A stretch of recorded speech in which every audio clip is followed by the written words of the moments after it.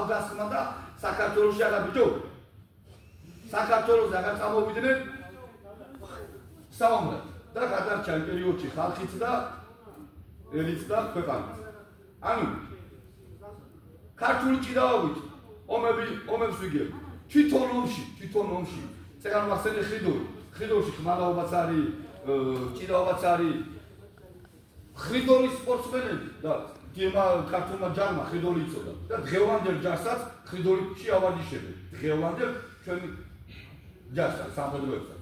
ანუ ისეთი დახვეწილი ილეთებია, ისეთი დახვეწილი ქმედებებია, რომ საბრძოლოდ საჭიროა და მომგებიანია და ხიდოლით ვიგებდით ომებს. ანუ ბიჭებო, ხიდოლი არის ქართული საბრძოლო ხელოვნება, ქართული ჭიდაობა არის სპორტული ჭიდაობა.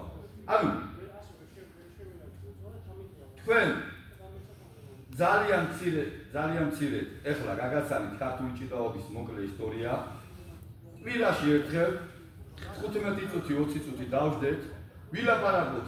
ამოუწურავია ქართული ჭიდაობაზე, ქართული ჭიდაობის ისტორიაზე. ტელეგადაცემები მიყავდა კვირაში ერთხელ, მე 1 საათი ქართული ჭიდაობაზე ვილაპარაკობდი. 25 გადაცემა ჩავახალეთ, ჩავწერეთ კვირაში ერთხელ, 25 ჯერ გავედით რა.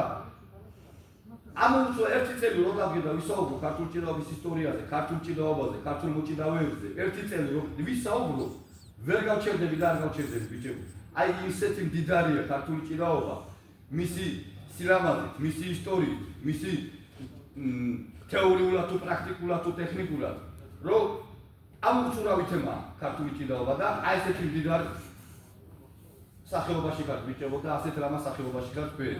და უნდა საკუთარი დედა ჭიდაობა ქვია ქართული ჭიდაობას, ანუ საკუთარი დედა რო გიყვარს, ჩოხა არ უნდა გადააგდო.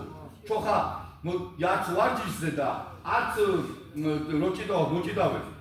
საჯმა არ მიიღო სწორი გადაწყვეტილება, შენი ნება არ არის, შენი უფლება არ არის, შენ ჩოხა გაიქნიო.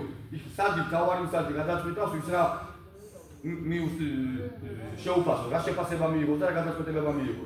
ამას ჩათვალე რომ შენ აი გადააგდე უკვე შენი ეროვნული ჭიდაობა გადააგდე, ჩოხა კი არ გადააგდე. დედა გადააგდე უკვე დედა მოისროლე.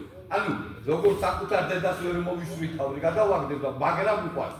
ისე უნდა მიყვარდეს ჩოხაც, ჭიდაობაც და ჩვენი ეროვნული სულისკვეთებაც. ბიჭებო, ძალიან ბევრი გამომივიდა ახლა საუბარი.